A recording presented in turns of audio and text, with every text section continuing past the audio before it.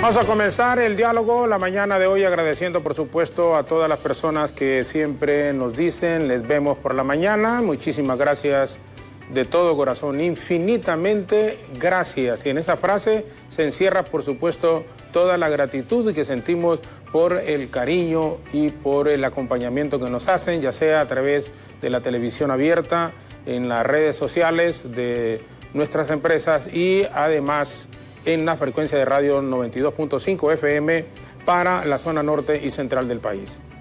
La positividad por COVID-19 actualmente es de un 48%, uno de los picos más altos de la pandemia desde que la misma ingresó al territorio nacional. Así lo han confirmado autoridades sanitarias. Los casos por COVID están aumentando sin duda alguna.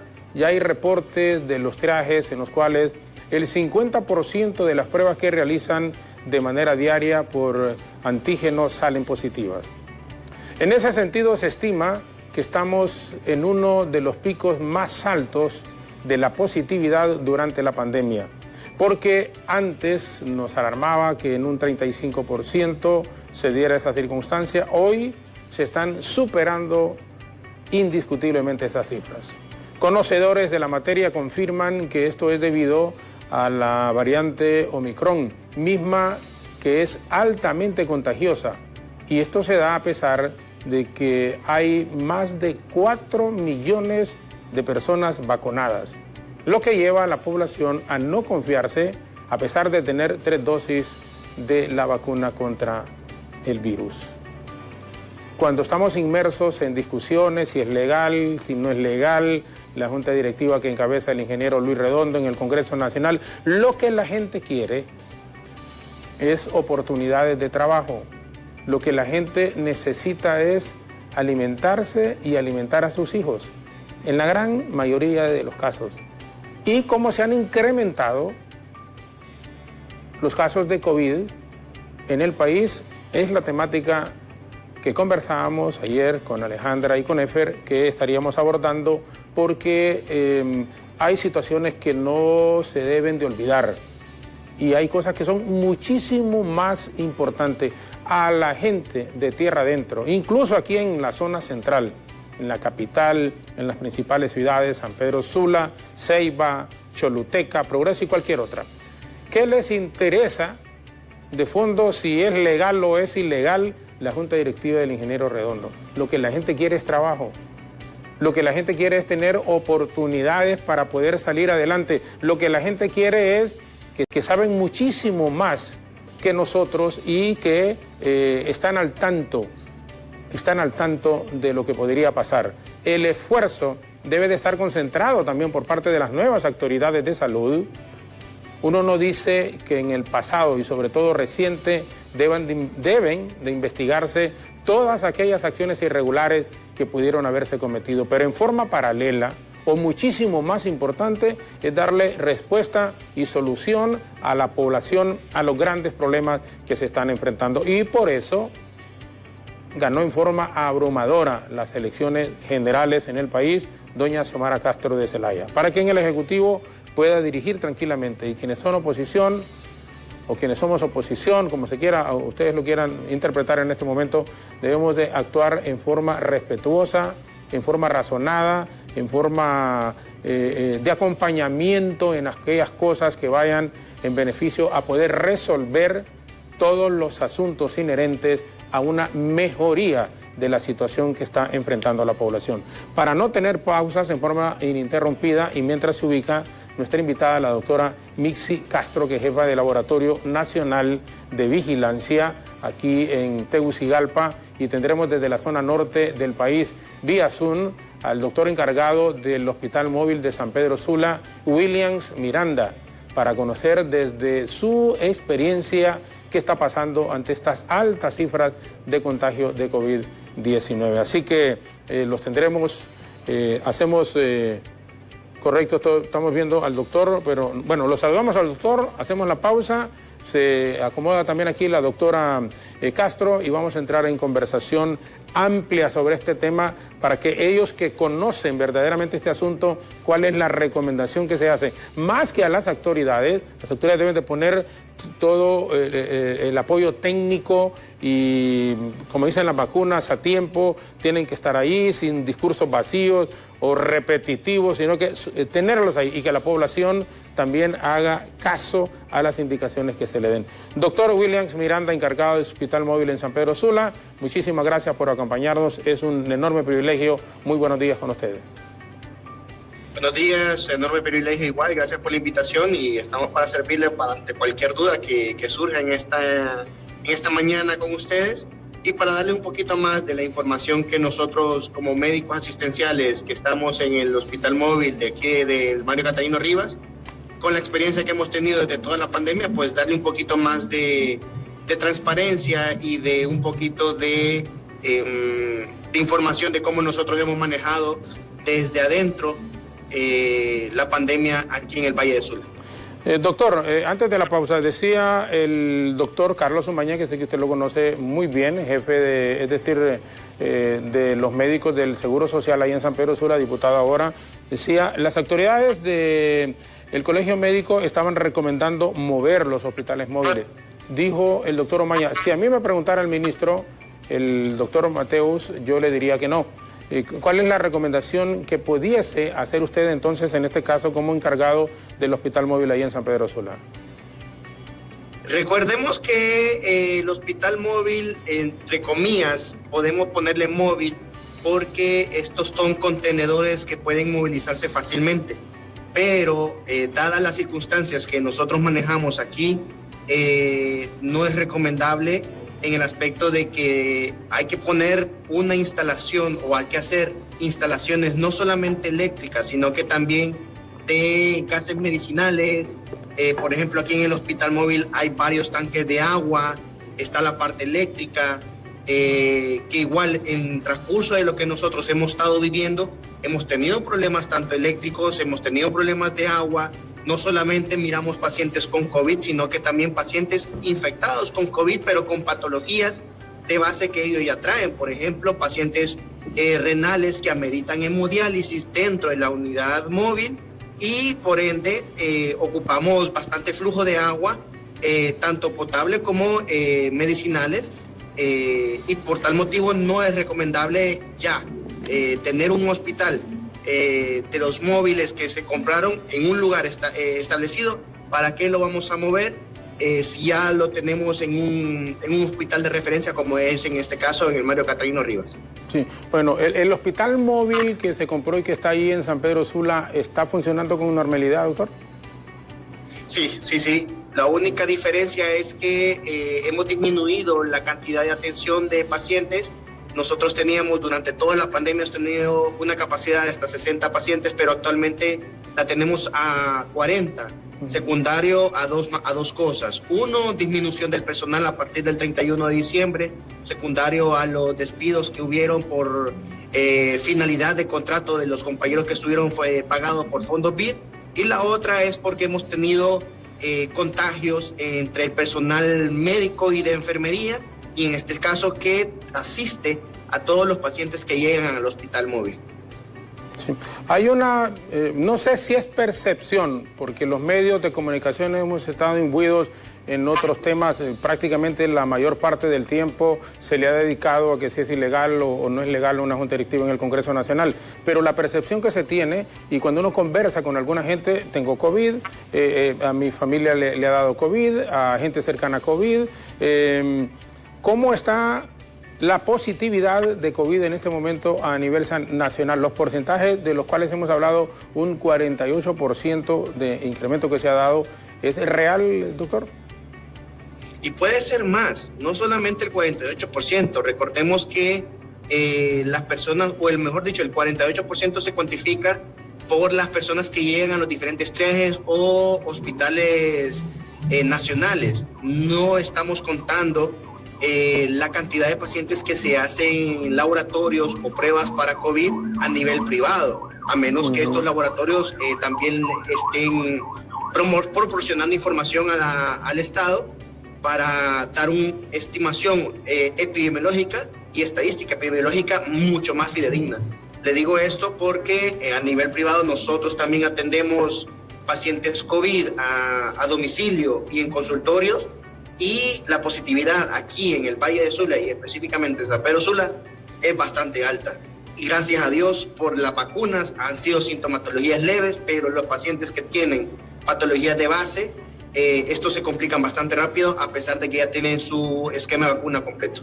Mira, uno escucha, el expresidente recién con COVID, expresidente Zelaya, la presidente actual, su esposa, con COVID, algunos funcionarios ya de más alto nivel recién nombrados con COVID, hay algunos diputados, incluso los del Partido Liberal, casi 17, 18 con COVID. Bueno, y estos son los que, doctor, figuras conocidas, pues por eso se hace mención, pero una gran cantidad de personas con COVID. ¿Qué es verdaderamente al final? ¿Por qué? ¿Por qué? Uno se pregunta, claro, sabe que es el virus o los Omicron está allí, pero fundamentalmente es que nos hemos descuidado, y la pregunta va encaminada a eso. ¿Nos hemos descuidado? ¿No nos han dado las herramientas necesarias? ¿O es que la población como tal a veces nos relajamos y decimos, no, ya lo del COVID ya pasó, y ahí es donde incurrimos en un error? Así es. Podemos observar que nosotros desde que se descubrió la variante Omicron en África, supimos que esta variante por parte de las autoridades de esos países, que esta es bastante transmisible. Por lo menos aquí lo que hemos estado desde enero hasta la fecha, miramos que esa transmisibilidad de la variante es bastante alta, no solamente a nivel de comunidad, ya usted ya lo comentó, a nivel de personalidades importantes políticas, motivo por el cual fue secundario. Recordemos que hace 2 semanas fue la toma de posesión, y cabalmente 7 días después, 2 semanas después, empiezan a surgir contagios secundarios a esa aglomeración que hubo posteriormente a la toma de posesión. Eso era de lógica que nosotros como partes asistenciales y médica íbamos a tener un pico bastante importante, porque esta variante es bastante transmisible. Como le digo, las vacunas han hecho la función de que no sea gravedad, que estos pacientes que estén, o todas las personas, perdón, que estén contagiadas, tengan sintomatología leve, como si fuera una simple gripe, y esa es la función que realmente nosotros estamos buscando con las vacunas. Que la persona que se contagia y produce síntomas no pase de una simple gripe y que se pueda tratar como tal, como una gripe. Sí. Usted habló pasadas elecciones, las fiestas navideñas, por ejemplo, las marchas, las concentraciones políticas y otros eventos de concentración masiva de personas. ¿Pueden ser estas algunas de las causas que han incrementado estos datos en cuanto a la pandemia de COVID-19, doctor? Claro que sí, claro que sí. Nosotros más bien estamos esperando estrategias por parte de las nuevas autoridades de la Secretaría de Salud, y en este caso el Comité de Vigilancia Epidemiológica, para ver si volvemos nuevamente a la restricción de circulación de la población. Porque en aquel momento, cuando los picos eran grandes y cuando la variante en ese momento era mucho más agresiva en cuestión de sintomatologías y complicaciones por la misma, vimos que la disminución de la circulación de la población, al mismo tiempo disminuyó la asistencia abrumadora de personas contagiadas, y por ende no tuvimos ese colapso que se avecinaba, que se hacía propaganda a nivel nacional de nuestro sistema de salud. Sí, tuvimos días, infernales, en el aspecto de que nos llenábamos, no teníamos cupo, los compañeros de los triajes pues estaban esperando que nosotros liberáramos un cupo, por ejemplo, ya sea en el Leonardo Martínez o en el hospital móvil del Catarino Rivas, y cuando se daba un traslado hacia la unidad de estabilización de que tenía la municipalidad aquí, o lastimosamente fallecía un paciente, pues esos eran los cupos que se liberaran en aquel momento. Pero esa estrategia que se mantuvo de limitar la circulación fue una de las partes muy importantes que nosotros miramos, que realmente se mantuvo controlado en cierta manera la transmisibilidad del virus a nivel de la población. Doctor Miranda, estamos en un momento pico, así como le llaman ustedes, en cuanto a la transmisión de el Omicron de COVID-19 en este instante. Sí, y bastante. O sea, no es que no tengamos la capacidad para atenderlo, simple y sencillamente la circulación, la aglomeración de personas, la permisividad que tienen las autoridades de hacer cualquier tipo de eventos públicos y que se aglomeren la población, estamos viendo que la positividad aumenta y no ha bajado todavía. Más bien, en cuestión de hospitalización nos mantenemos en una meseta. Estamos entre que bajamos pacientes hospitalizados, subimos, la bajamos, pero siempre mantenemos ese promedio de pacientes hospitalizados que no logramos que miramos que se vaya a bajar muy pronto.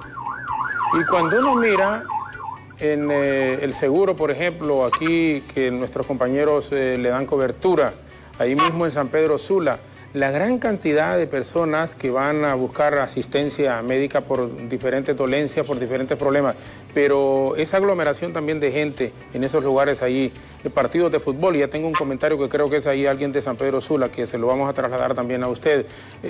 Todo esto, doctor, y antes, yo no sé si estoy equivocado, así se lo digo sinceramente, pero es una percepción muy personal. La gente ya no se está lavando las manos como nos recomendaron ustedes hace algunos, bueno, siempre desde que apareció la pandemia, lavarse las manos, el distanciamiento y el uso de la mascarilla permanente. ¿Se percibe eso o es solo de alguien, por ejemplo, así como yo y algunas otras personas que pensamos así? No, se percibe a nivel de la población, de conocidos, de amigos, ya las medidas de bioseguridad, la gente como que ya no les hace caso y se está relajando. Esa relajación que tenemos como población está pasando factura con la contagiosidad. Recordemos que el joven, por ejemplo, de 18 a 35 años, puede contagiarse pero no producir síntomas todavía. Pero si tiene familiares mayores de 50 años en su casa y ellos se quitan la mascarilla, andan sin mascarilla en la casa porque no saben que están contagiados, pero el momento de que esos familiares empiezan a producir síntomas de gripe, de congestión, de falta de respiración, ahí es donde nosotros vemos que realmente esa falta de medidas de bioseguridad personales fuera de casa pasan facturas a la familia y lastimosamente corren con la suerte de que algunos se complican y fallecen. Entonces es donde nosotros todavía inculcamos y que mantenemos como recomendación el uso permanente de mascarilla. Bien lo comenta el doctor Umaña, cada vez que se le entrevista, doble mascarilla quirúrgica si no tiene una mascarilla KN95 o N95, para mayor o para igualar la cantidad de filtros que tiene una N95. Recordemos que con la N95 son casi 5 o 6 capas de filtración en una mascarilla, mientras que con una quirúrgica son 3 capas. Por eso es la recomendación de usar doble mascarilla para mantener todavía más protegido nuestro sistema respiratorio y que no podamos contagiarnos muy fácilmente por este virus. Sí. Bueno, incluso meses atrás uno llegaba a la casa y lo rociaban los zapatos, la ropa, se iba a bañar. Miren, yo no sé si yo casi siempre procuro pensar, como dicen, en positivo, pero también me gusta vivir la realidad.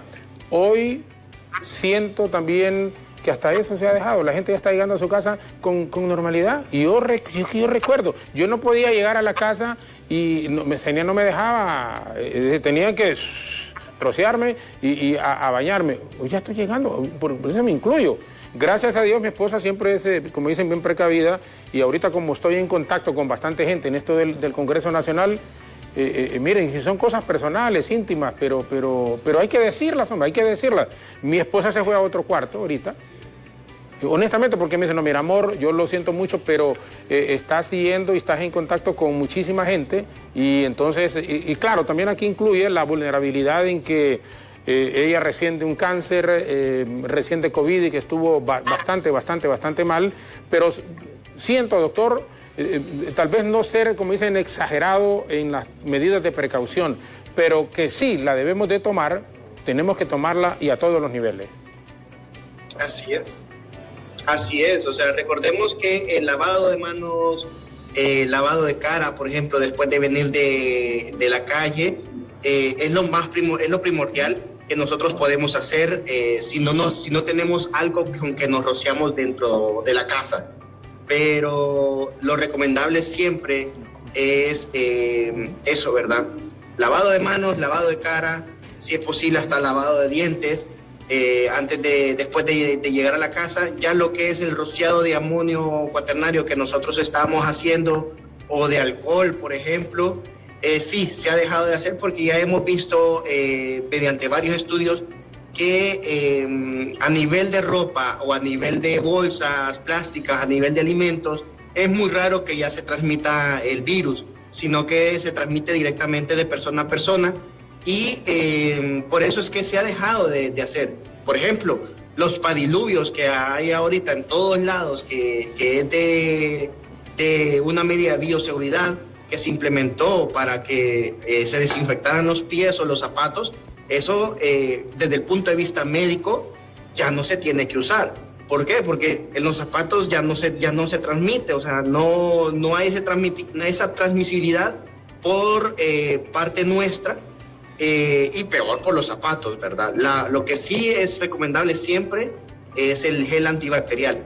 Eso siempre, porque nosotros nos estamos tocando constantemente nuestra cara, inconscientemente, y por ende no sabemos si estamos contagiados o no, porque recordemos que también podemos estar contagiados y no producir síntomas. Claro. Entonces el gel con alcohol es muy importante en todos los centros comerciales para no perder nuestra economía vulnerable que tenemos en este momento.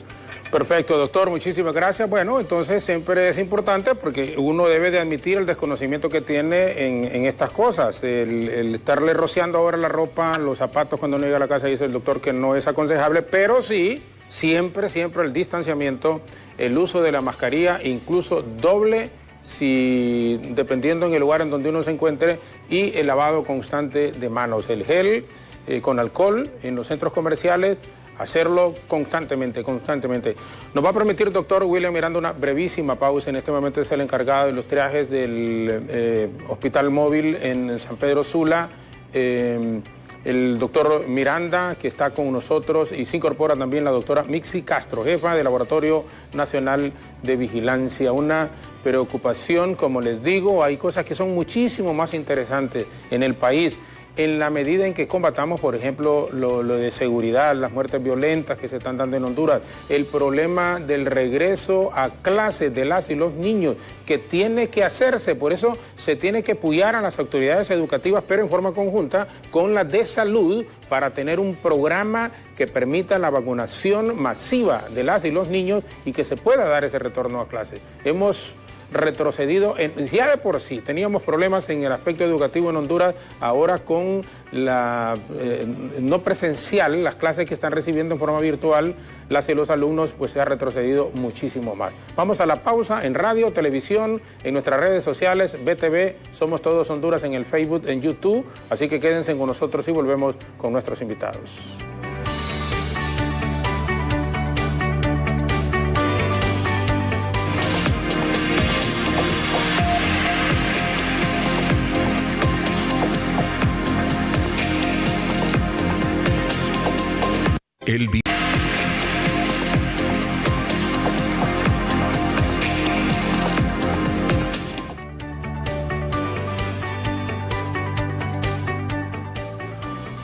Bueno, regresamos, incorporada ya la doctora Mixi Castro, jefa del Laboratorio Nacional de Vigilancia, y en San Pedro Sula, el doctor Williams Miranda, encargado del Hospital Móvil del Mario Catarino Rivera.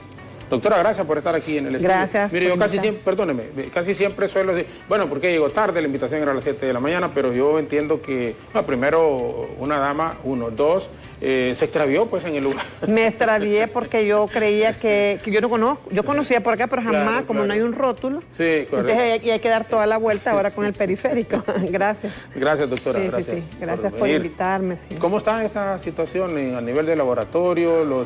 ¿Y por qué ahorita ya no están dando los en forma diaria? Bueno, una de las decisiones que se ha tomado que se puede es no darlo diariamente, sino que darlo cada 3 días. Es que es un trabajo bastante grande el hecho de estar informando y más o menos ya se está dando como el aspecto general con los informes que se brindan. De hecho, estamos viendo que la positividad siempre alta, ¿verdad? Hemos llegado a picos del 50%, licenciado, y eso es preocupante porque aún no termina esta pandemia, a pesar de toda la disposición que tenemos de vacunas, pero eso es una de las cosas que hemos dicho, mejor informemos y vayamos viendo, aunque estaba viendo que me cayó el correo que ayer se informó, antier se informó, o sea que le cae a todos, de repente es que no lo han subido a la página oficial de la Secretaría. Sí. Los datos de positividad lo manejábamos con el doctor Miranda, en este momento se han incrementado, este mismo le decía, hablábamos nosotros de un 48, pero bueno, técnicamente usted y ya en forma oficial nos dice que hasta como un 50%. La semana pasada en los triajes nos salió un 50% de positividad en los triajes. Ahorita en PCR estaba viendo el informe justo y tenemos ayer un 32%. Lo que pasa es que esto va asociado a la cantidad de digitación que se hace de los antígenos. Entonces, porque los antígenos a veces no están digitándose porque hay tanta demanda que van como dándose al día siguiente. Entonces, de repente, por eso tenemos ese 32 en el boletín de ayer, pero más o menos anda por el 40 y pico %. Con el cambio de gobierno, la política en cuanto a esto de la positividad, la información, el control y todos estos asuntos ha variado, aunque es pocos días realmente que lleva la administración de la Presidente Castro. No, para nada, o sea, más bien el ministro, de hecho, tenemos una necesidad urgente de pruebas de PCR, de algunos reactivos de la prueba de PCR, y él pues allá nos ha gestionado. Hoy empezamos a hacer todas las gestiones con el organismo que nos va a comprar, porque el problema es que hemos tenido una demanda que supera nuestros cálculos. Superó porque, digamos, en la segunda semana la primera semana de diciembre, la segunda semana estábamos haciendo más o menos unas 2.000 pruebas diarias. Ahora hemos llegado hasta 5.000 pruebas. ¿Diarias? Diarias. Y estamos hablando de antígenos y de PCR. Entonces, es una demanda increíble que tenemos, que ha sobrepasado nuestra proyección con la presencia de la variante Omicron en el país. Sí. Y ahí en San Pedro Sula, doctor Williams Miranda, ¿cómo está el trabajo en relación a estas pruebas, como nos ha indicado aquí la doctora Castro? No, efectivamente casi igual. Nosotros hemos visto que la positividad a nivel de antígenos es lo que estamos viendo ahí en incremento. Es cierto, los hisopados PCR-RT pues se hacen para terminar de confirmar o descartar el contagio por el mismo, a pesar de que el antígeno haya salido negativo, pero con presencia de síntomas bastante significativos o similares a COVID-19. Por eso es que hay que siempre gestionar a nivel central todo este tipo de implementación de laboratorio, porque el incremento de casos, el incremento de atención de pacientes sintomáticos respiratorios, no solamente en los triajes, sino que a nivel privado aquí en San Pedro Sula ha sido en aumento, y pues ha sido el resultado, mejor dicho, el laboratorio casi estándar para todo el mundo, porque hay veces que no van las personas a consulta y ellos mismos se recetan hacerse un hisopado, ya sea antígeno o PCR, y por lo barato que es a nivel privado los antígenos, pues ellos se hacen más antígenos, le salen negativos y dicen, no ando con síntomas, no ando contagiado, pero sí tengo síntomas de gripe. Como no es COVID, ando siempre relajado. Entonces, el hisopado PCR-RT, pues de la manera gratuita siempre se hace en los triajes y a los pacientes que salen negativos a nivel hospitalario. Sí, eso le iba a decir porque lo que apunta el doctor William, los antígenos, el hisopado se hacen en los...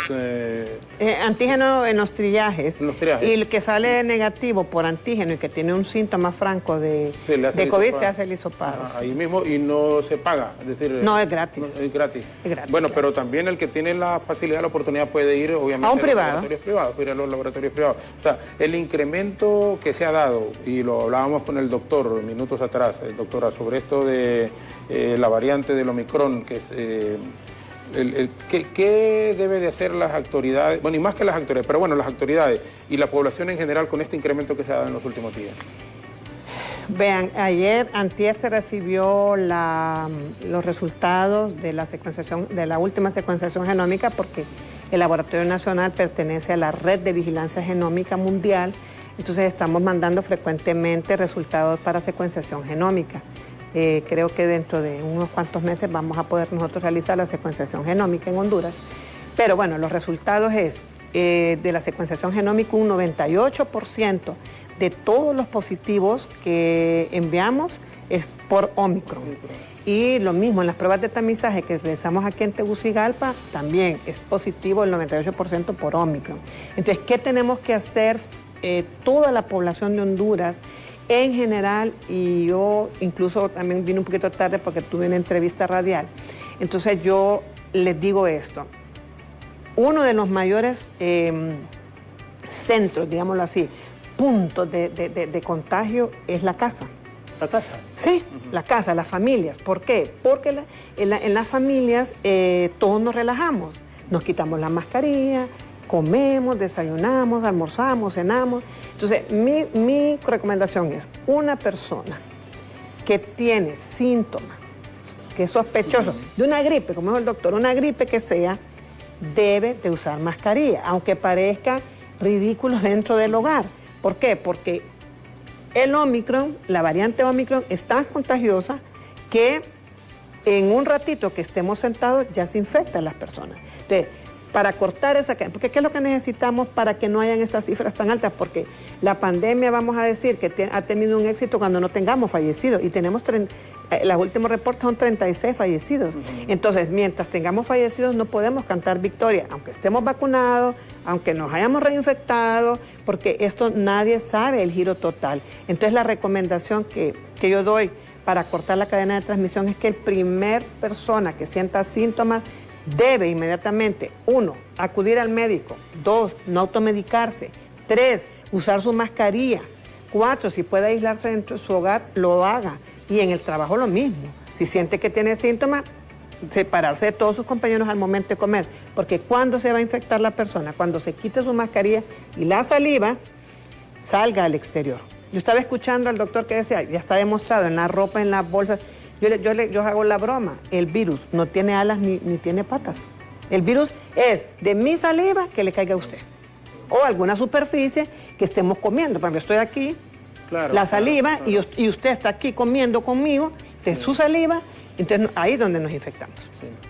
Doctora, ¿y sabe por qué también yo no le dije nada a usted, de veras, cuando vino? Porque es primera vez que sí, es primera vez que nos conocemos. Vez que nos entrevistamos, sí. Pero cuando yo la escuchaba a usted en entrevistas, la veía como bastante tensa, hablándole fuerte. Algunos digo, vean a la doctora, no venga, pero dígale, mira, no la venga a regañar. Sí, no, pero es que es diferente, ya viéndola aquí, la miro súper relajada, súper tranquila. A veces o la incomodaban las preguntas. Exacto, es que vea, a veces los ataques son los que a veces molestan, ofenden.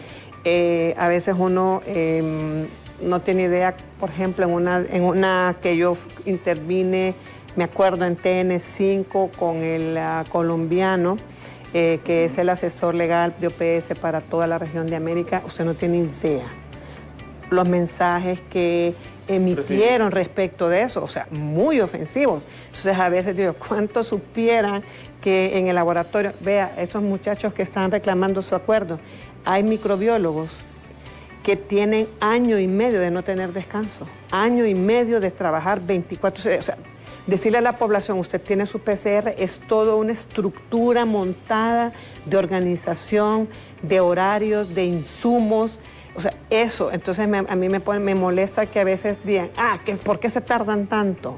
¿Que por qué esto? O sea, qué fácil es criticar.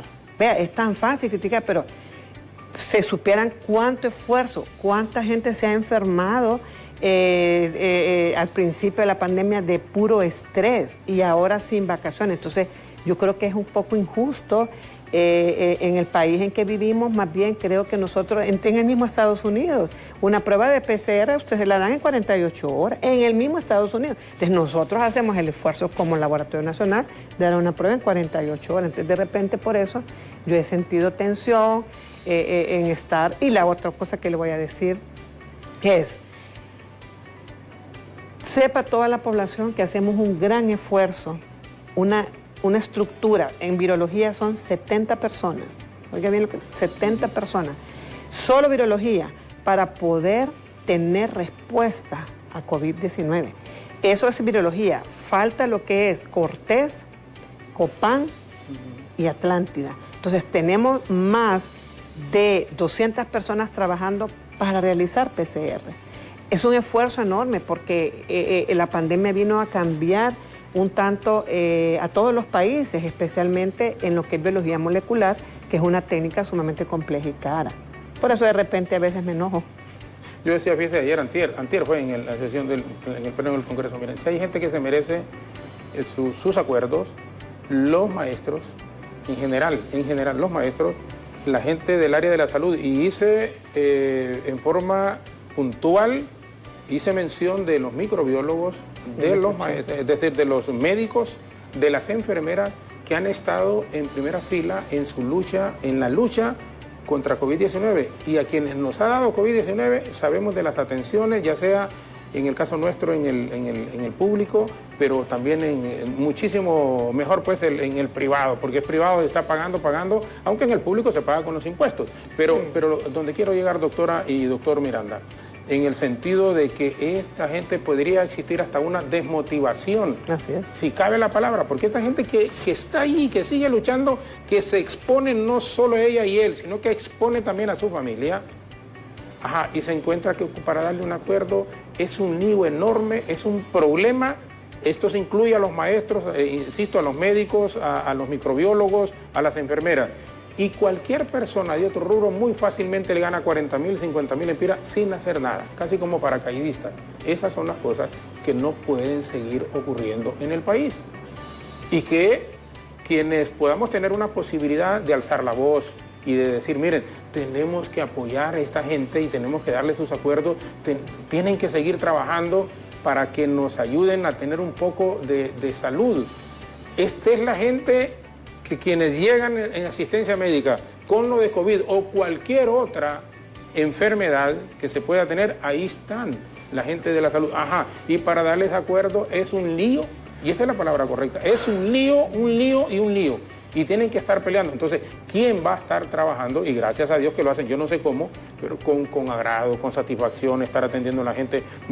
Aparte de todo eso, hay que hacerle buena cara. Porque si no nos hacen buena cara cuando llegamos ahí, con tus impuestos te estamos pagando. Que aquí, que no nos mires así. O sea, porque honestamente reciben, estoy seguro, doctora, ese tipo de comportamiento de algunos pacientes. Yo le voy a decir que venía escuchando ahora que iban a venir acá al canal, la cantidad de odio que se está generando de los insultos en el Congreso. Yo hasta hoy lo escuché, ¿verdad? Entonces, este es un reflejo del odio que hay en el país, y ese odio que se escucha en el Congreso Nacional también se escucha para la Secretaría de Salud en general. Entonces, se hacen los esfuerzos, licenciados, para que nosotros como laboratorio tengamos los resultados en los triajes. Los que están en triajes también hacen un esfuerzo. Igual hay personal de triaje que tiene año y medio de no tener descanso, especialmente los que entraron por programas y de repente los absorbó la planilla 121. Entonces, sepa el pueblo hondureño que hacemos un esfuerzo. Nosotros no somos hablo en general no somos una estructura política, sino que simplemente vamos a la parte técnica, porque esa es la parte que nos interesa. Dar atención, al médico le interesa, si tiene su color político, todos tenemos un color político, pero nos interesa primero, no importa si es libre, si es nacionalista, del Partido Salvador de Honduras, de cualquier partido que sea, es una persona que necesita atención, inmediatamente hay que hacerlo. Sí, son exámenes que están ahí, no importa el color político, hay que sacarlos. Hay que hacerlo, sí, hay que entregar los resultados. Hay que entregarlos porque sí. Usted, a mí me dio COVID también, entonces es una angustia. Y yo entiendo, hay gente que me pregunta hasta 3 veces al día, mi resultado, yo entiendo, es una angustia. A todos nos da angustia tener COVID, a todos. Entonces sí hacemos un esfuerzo para poder tener esos resultados. Estos 5 minutos que nos faltan, bueno, y Oscar Reyes, dicen hoy partido en San Pedro Sula, hoy juego limpio Motagua en San Pedro. ¿Ah? Bueno, pero no trasladen ese partido por aglomeración de gente, hay mucho contagio acá en San Pedro Sula. ¿Verdad? Sí, no, y lo hablábamos con el doctor, las fiestas navideñas, las elecciones, esas marchas, concentraciones políticas, todo esto contribuye, así como está el asunto. Doctor y doctora, estos últimos 5 minutos, doctor Williams, ¿deben de retornarse a clases presenciales ya en el país, así como está la situación? Así como está la situación, no sería lo más recomendable. Recordemos que la edad pediátrica solo, en cierta manera, una edad que para COVID, en el transcurso de que hemos visto la pandemia, no produce tantos síntomas como en el adulto. Por ende, no sabemos si los niños que vayan a asistir a las diferentes escuelas públicas o privadas pueden estar contagiados y esto llevar el virus a la casa y contagiar a su familia. Entonces, es muy importante no tomar eso en cuenta. No solamente la necesidad de educación presencial ya para nuestros niños, sino que la necesidad también que estamos todavía en pandemia, todavía nos podemos contagiar, nos podemos complicar y por ende la edad pediátrica es de la mayor transmisibilidad a nivel de familia, como bien lo estaba diciendo la doctora. Uno se relaja estando en casa, porque dice, no, estando en casa mi familia no sale, o si sale se protege, supuestamente, pero no sabemos si realmente con la persona que tuvimos contacto fuera de casa estaba contagiada o no. Y los niños en este caso, al momento de que vayan a la escuela, no saben si su familia del niño que tiene a la par tiene contagios y como está sin síntomas, lo mandan a la escuela y sin ningún problema. Y al momento que empiezan a convivir con los demás compañeros, empiezan la transmisibilidad casi en cadena por todos. Recordemos que, un ejemplo claro y fácil. Antes de COVID, ¿qué es lo que qué es lo que se transmitía fácilmente entre los niños? Gripe, diarrea, varicela. Y llegaba un niño con varicela y toda la clase quedaba contagiada con varicela, por ejemplo. Entonces, son cosas que realmente tenemos que manejar, se tiene que manejar tanto como parte de educación, pero siempre que teniendo una recomendación técnica profesional de alguien del área de la salud. Y como lo estaba diciendo también la doctora, muy importante, todos nosotros, no solamente en microbiología, también al personal médico, personal de enfermería, que hemos dicho sí, desde el inicio de la pandemia no hemos tenido vacaciones por diferentes razones. Primero porque estuvimos la mayoría por programas de Código Verde, que en teoría no habíamos derechos laborales. Posteriormente pues se reabsorbió a algunos compañeros por los contratos 121, por ende volvimos a empezar con otro contrato que no teníamos vacaciones en el segundo año de estar laborando. Y hasta este año estamos gozando de vacaciones y empezamos a gozar de vacaciones, pero igual, esas vacaciones, todo el mundo como que quiere que pase rápido porque tenemos, cantidad excesiva de pacientes y como tenemos compañeros que están yéndose de vacaciones, otros incapacitados, guardias completas que estamos bien diezmadas y la calidad de atención de estos pacientes pues disminuye. Sí, bueno, perfecto, es complicado. Vea, yo en ese tema de la escuela también, a mí me preocupa algo bien que no se ha visto, que es la salud emocional, la salud mental de los niños. Yo pienso que retornar a clases debería empezar por secundaria. Ya esa población tiene su vacuna. Entonces, que empiece secundaria a ir a clases, porque ¿cuál es el problema? Nosotros tal vez en cierto nivel nos podemos dar el lujo de que un niño, de que mi hijo está con una tablet, que el otro está con la otra tablet, y los niños, cada uno está con su tablet. Ajá, pero en una casa que solo hay un celular y que tiene que pedir la señal, una clave prestada. ¿Qué pasa con la educación? Entonces, empezar con secundaria. Sexto grado ya está disponible la vacuna para sexto y quinto grado. Entonces, esos grados pueden retornar a clases, probablemente no de un solo, hablando de los vacunados, claro, sino que, por decirles, si son 30 alumnos, que vayan 15. Y 15 en casa. 15 en casa, pero tiene que empezar las clases presenciales por fuerza. Y con los niños que no están vacunados, vamos a ver cuándo se inicia. Y el otro tema que es bien álgido y que casi no se toca. No hay todavía autorización para vacunar a niños menores de 5 años.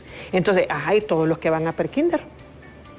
Y todos, entonces, esos niños, ¿cuándo van a ir a clase si ni la misma ciencia ha dicho? Entonces, vea, es un tema complejo, que no es tan fácil, pero sí, para mí tenemos que empezar con los que están vacunados. Pero fíjate que ese dato yo con toda sinceridad no lo había escuchado, de la posibilidad de que los jóvenes en secundaria sí se puedan incorporar porque tienen en su gran mayoría la vacuna. Los de quinto y sexto grado que hablaba usted, hacerlo en forma progresiva.